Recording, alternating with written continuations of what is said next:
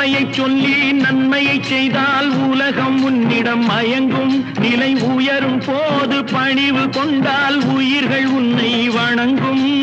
உண்மை என்பது அன்பாகும், பெரும் பணிவு என்பதும் பண்பாகும்.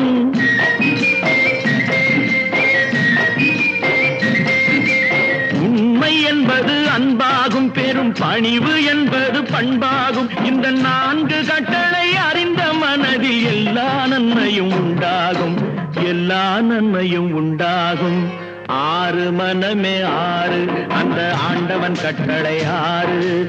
6 மனமே 6, அந்த ஆண்டவன் கட்டளை 6.